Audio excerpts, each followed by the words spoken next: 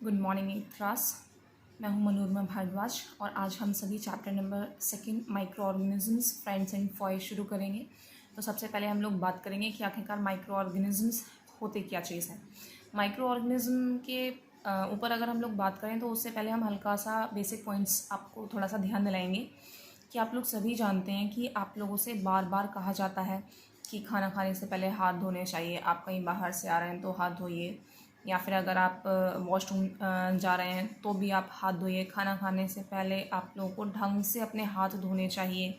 इसके अलावा आपको स्पून का यूज़ करना चाहिए। आपने अक्सर करके अपनी मम्मी को देखा होगा, घर में मम्मी जो है डस्टिंग करती रहती हैं, मम्मी झाड़ू पोछा लगाती रहती है। तो उस सब कुछ चीज़ का क्या रीज़न है? उस सब कुछ चीज़ का जो रीज़न है, मम्मी ये कहती हैं कि जर्म्स हैं, जर्म्स हैं, जर्म्स हैं। ठीक है, तो वो जर्म्स आखिरकार है क्या चीज़? जिस चीज़ को अभी तक आप लोग नॉर्मली जर्म्स की तरह पढ़ते आ रहे हैं या सुनते आ रहे हैं, उस चीज़ के बारे में हम थोड़ा सा ढंग से चर्चा करेंगे। तो माइक्रो ऑर्गेनिजम्स की अगर हम लोग बात करें तो ये ऐसे लिविंग ऑर्गेनिज्म होते हैं जिनको हम नेक्ड आइज से नहीं देख सकते हैं या अनएडेड आइज से नहीं देख सकते हैं। नेक्ड आइज या फिर अनएडेड आइज की अगर हम लोग बात करें तो मीन्स नॉर्मल आँखों से हम इन्हें नहीं देख सकते हैं। अगर हमें इनको देखना है तो या तो हमें माइक्रोस्कोप्स की हेल्प लेनी होगी, या फिर हमें जो है मैग्नीफाइंग ग्लासेस जो होते हैं उनकी हेल्प लेनी होगी। ठीक है, तो और यहाँ पर मैग्नीफाइंग ग्लासेस और डाल दीजिए।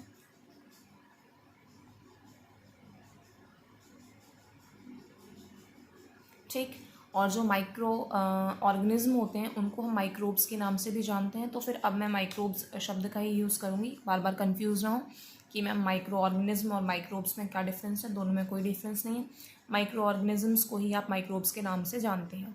तो मैं एक बार दोबारा से रिपीट करूँगी, ऐसे लिविंग ऑर्गेनिज्म, स्पेशली यहाँ पर है लिविंग ऑर्गेनिज्म, ठीक है, जिनको कि आप अनएडेड आइज से या नेक्ड आइज से नहीं देख सकते हैं, उनको माइक्रो ऑर्गेनिज्म कहा गया है। आपकी बुक के अकॉर्डिंग माइक्रो ऑर्गेनिज्म को 4 पार्ट्स में क्लासीफाई किया गया है, जिसमें पहला बैक्टीरिया है, दूसरा फंगाई, तीसरा प्रोटोजोआ, फोर्थ जो है वो है एल्गी। आपकी बुक में हल्का सा वायरसेस के बारे में भी कहा गया है। वायरस को जो है माइक्रो ऑर्गेनिज्म की क्लासिफिकेशन से अलग रखा गया है। अब क्यों रखा गया है इसको फ़िलहाल तो मैं आपको यहाँ पर ये बता देती हूँ कि जो वायरस जो होता है वो नॉर्मल लिविंग ऑर्गेनिज्म की तरह बिहेव नहीं करता है। अब कैसे है, क्या चीज़ है, इस चीज़ को हम इस वीडियो के लास्ट में आपको क्लियर करेंगे। तो फिलहाल यहाँ पर माइक्रो ऑर्गेनिज्म को 4 पार्ट्स में क्लासीफाई किया गया है, बैक्टीरिया, फंगाई, प्रोटोजोआ और एल्गी। हालांकि इन सभी चीज़ों के बारे में हम लोग अपनी जूनियर क्लासेस में पढ़ के आ चुके हैं, बट अब हम इनको थोड़ा सा ढंग से पढ़ेंगे। ठीक है, तो हम सबसे पहले बात करेंगे यहाँ पर इनकी क्लासिफिकेशन के बारे में। अगर हम बात करें तो हम आपको हल्का सा आपका 7th क्लास का याद दिला देते हैं कि आखिरकार सेल्स क्या चीज़ है। तो सेल्स जो होती हैं वो किसी भी लिविंग ऑर्गेनिज्म का बिल्डिंग ब्लॉक्स होता है। मैं अगर आपको एग्जांपल दूं तो आप इस तरीके से समझ सकते हैं कि आपका जो घर है वो किस चीज़ से मिलकर के बना हुआ है, वो ईंटों से मिलकर के बना हुआ है। तो जो घर है उसकी या जो बिल्डिंग है उसकी उसका जो बिल्डिंग ब्लॉक है वो क्या है, ब्रिक्स, ईंट जो है उसका बिल्डिंग ब्लॉक है। इसी तरीके से किसी भी लिविंग ऑर्गेनिज्म का जो बिल्डिंग ब्लॉक होती हैं वो सेल होती हैं। अब किसी भी लिविंग ऑर्गेनिज्म में कितनी सेल हैं उसके बेसिस पर लिविंग ऑर्गेनिज्म जो है उनको 2 पार्ट्स में क्लासीफाई किया गया है। यूनिसेलुलर मींस ऐसे लिविंग ऑर्गेनिज्म जिसके पास सिर्फ और सिर्फ सिंगल सेल हो, एंड मल्टी सेलुलर मींस ऐसे लिविंग ऑर्गेनिज्म जिनके पास एक से ज़्यादा सेल्स हों। ठीक है, हालांकि मैंने इसको बहुत ही ब्रीफली आपको समझाया है। इसको हम और ज़्यादा एक्सप्लेनेशन के साथ आई थिंक चैप्टर नंबर 8 में पढ़ेंगे, 8th क्लास में ही।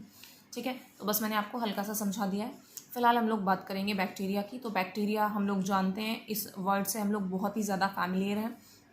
तो बैक्टीरिया एक टाइप का माइक्रोब्स होते हैं जिनको आप अनएडेड आइज से नहीं देख सकते हैं। और दूसरी चीज़ है कि जो बैक्टीरियाज जो होते हैं वो यूनिसेलुलर होते हैं। तो दैट मीन्स क्या है कि बैक्टीरियाज जो हैं वो सिंगल सेल के बने हुए होते हैं।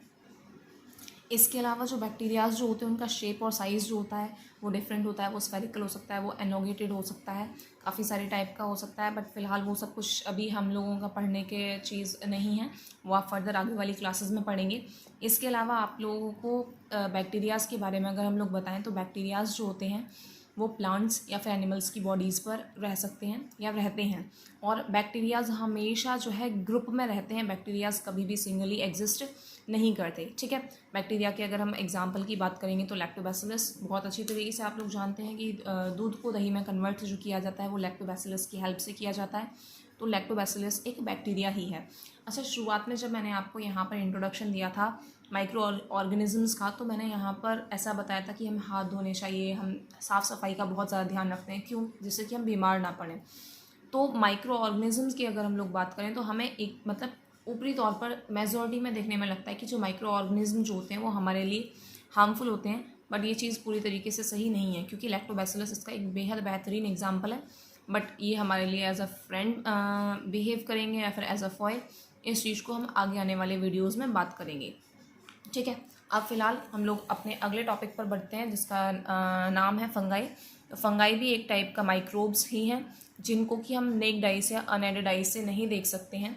लेकिन अगर हम फंगाई की बात करेंगे तो फंगाई जो होती हैं वो मल्टी सेलुलर होती हैं। सबसे पहली चीज़ दैट मीन्स क्या कि उनके अंदर नंबर ऑफ़ सेल्स जो होती हैं वो सिंगल से ज़्यादा होती हैं। हाइड्रोट्रॉपिक होती हैं। हम लोग ऑटोट्रॉप्स और हेटरोट्रॉप्स को अच्छी तरीके से जानते हैं, बट फिलहाल मैं आपको हेटरोट्रॉप्स के बारे में बताऊंगी। तो हाइड्रोट्रॉपिक मीन्स वो डिपेंड करती हैं अपने खाने के लिए किसी और के ऊपर। अब वो कोई और जो है वो क्या हो सकता है, वो डेड और डिकेइंग मैटर हो सकता है। ठीक है, तो जो फंगाई जो होती है वो डेड और डिकेइंग मैटर पर डिपेंड करती है अपने खाने के लिए, सबसे पहली चीज़।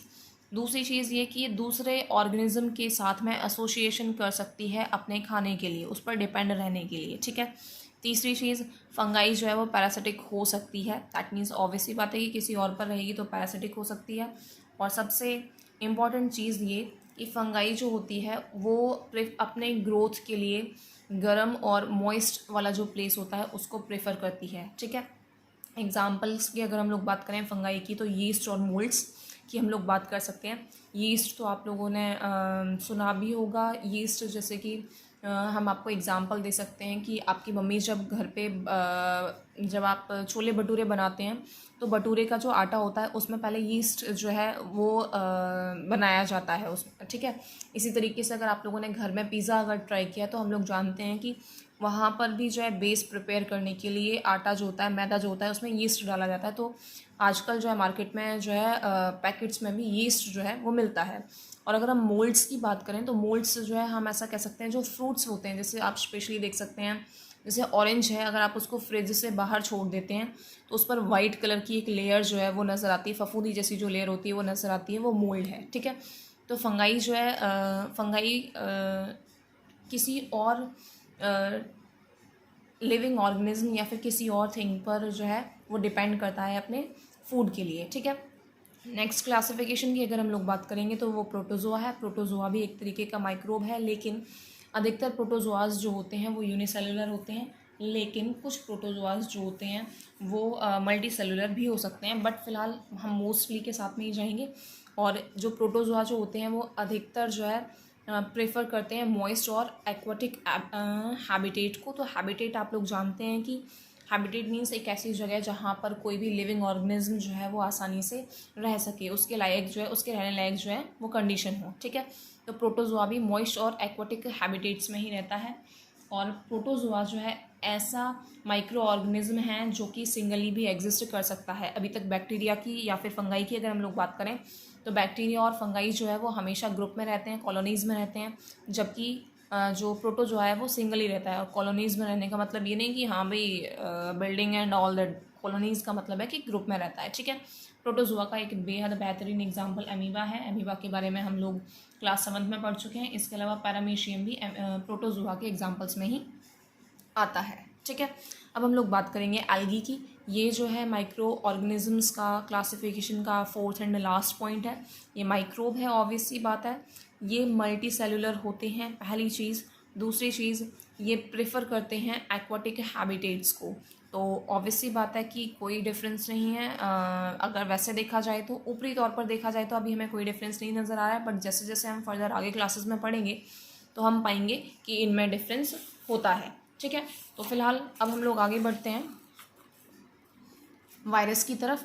अगर हम वायरस की तरफ बात आगे बढ़ें तो वायरस जो है एक माइक्रोस्कोपिक ऑर्गेनिज्म होता है। ठीक है, अब सबसे पहली चीज़ जो है जो हमें जानने की ज़रूरत है वो ये कि माइक्रोस्कोपिक मीन्स होता है कि जिसको माइक्रोस्कोप की हेल्प से देखा जाए, या फिर हम ऐसा कह सकते हैं कि वायरसेस भी ऐसे ऑर्गेनिज्म होते हैं जिनको हम नेक्ड आई से नहीं देख सकते, which produce only inside the cell of host organism. ये सिर्फ और सिर्फ होस्ट ऑर्गेनिज्म की सेल के अंदर ही रिप्रोड्यूस करता है। अच्छा, अभी हमने आपको जो है जब वीडियो शुरू हुआ था तो आपको एक चीज़ बताई थी, वो ये कि वायरस को हमने आपको यहाँ पर बताया था कि वायरस को कंसीडर नहीं किया जाता है माइक्रो ऑर्गेनिज्म में, क्योंकि वो नॉर्मल लिविंग ऑर्गेनिज्म की तरह बिहेव नहीं करता। तो हमने आपको कहा था कि हम वीडियो के लास्ट में आपको इसको बताएंगे। तो यहाँ पर आपको पता होना चाहिए कि वायरस जो होता है वो नॉन लिविंग थिंग की तरह ही बिहेव करता है जब तक वो होस्ट सेल से बाहर है। होस्ट सेल मीन्स उसको कोई भी जब तक लिविंग ऑर्गेनिज्म नहीं मिलता है तब तक वायरस जो है वो नॉन लिविंग थिंग की तरह ही बिहेव करता है। लेकिन जैसे ही वो उसको होस्ट सेल जो है मिल जाता है, वो होस्ट सेल के अंदर जाता है तो वो रिप्रोड्यूस करने लगता है, वो मल्टीप्लाई होने लगता है। तो दैट मीन्स वो जो है वो बढ़ने लगता है। अगर मैं आज के माहौल की बात करूं तो फिर हम लोग कोरोना वायरस से, कोविड-19 जो वायरस है उससे हम बहुत अच्छी तरीके से परिचित हैं। तो आप लोगों को हमेशा, आप लोगों ने सुना होगा, आप लोगों को एडवाइस दी जा रही है कि घर से बाहर नहीं निकलना है, लोगों से हाथ नहीं मिलाना है, पब्लिकली जो चीज़ें यूज़ होती हैं जैसे कि मान लीजिए कि हैंडल है, कोई भी मेटल है, सीढ़ियाँ हैं, या मतलब इस टाइप की कोई भी जो चीज़ है तो आपको उनको टच नहीं करना है। क्यों? क्योंकि अगर वायरस जो है वो नॉन लिविंग थिंग पर है, मान लीजिए कि आपके हाथ में पेन लग रहा है, मतलब कि पेन जो है, मान लीजिए ये पेन इस टेबल पर है और इसको किसी कोविड-19 वाला जिसको कोविड-19 है उसने इस पेन को टच किया, तो दैट मीन्स ये कि वायरस जो है इसके ऊपर है। लेकिन वायरस जब तक इसके ऊपर है तब तक वायरस नहीं बढ़ेगा। लेकिन जैसे ही किसी ने इसको पकड़ा, जैसे मान लीजिए कि अब किसी लिविंग थिंग, दैट मीन्स मैंने इसको अगर पकड़ा तो दैट मीन्स जब तक ये इसमें है तब तक ये जो है as a non living thing behave कर रहा है। बट जैसे ही इसको एक होस्ट सेल, दैट मीन्स इस वक्त होस्ट सेल क्या है? मेरा हाथ, ठीक है। जैसे ही इसको होस्ट सेल अगर मिल रहा है तो ये होस्ट सेल अगर जैसे ही इसको मिल रहा है वैसे ही वायरस जो है वो लिविंग ऑर्गेनिज्म की तरह बिहेव करने लगेगा और वो रिप्रोड्यूस करना शुरू कर देगा, ठीक है। अब क्या होगा कि वायरस जो है जब उसको लिविंग ऑर्गेनिज्म मिल गया तो फिर वो मल्टीप्लाई होता जाएगा। अब लेकिन अब जैसे कि मेरे टच में ये जो है ये टेबल अगर आ रही है तो दैट मीन्स इस टेबल पर वायरस पहुंचेगा। लेकिन इस टेबल पर अगर वायरस पहुंचेगा तो वो किसकी तरह बिहेव करेगा? नॉन लिविंग थिंग की तरह। लेकिन जब कोई थर्ड पर्सन इस टेबल को आकर के टच करेगा तो उसकी बॉडी जब इसको टच करेगी तो उसकी body as a host behave करेगी और उस वक्त जो है इस टेबल के थ्रू ही वो वायरस किसको पहुंच जाएगा? दूसरे पर्सन को पहुंच जाएगा। इसीलिए आपको एडवाइस दी जा रही है कि सोशल डिस्टेंसिंग मेंटेन रखें, घर में ही रहें, ठीक है। मैं उम्मीद करती हूँ कि आपको ये सारा का सारा जो टॉपिक्स हैं वो समझ में आए होंगे। कहीं पर अगर कोई दिक्कत है तो फिर आप पूछ सकते हैं, ठीक है। अब लास्ट में एक नोट ज़रूर डाल दीजिएगा बेटा इसमें, presence of temperature and moisture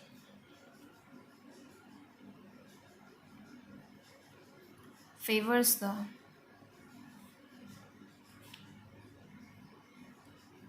growth of microbes।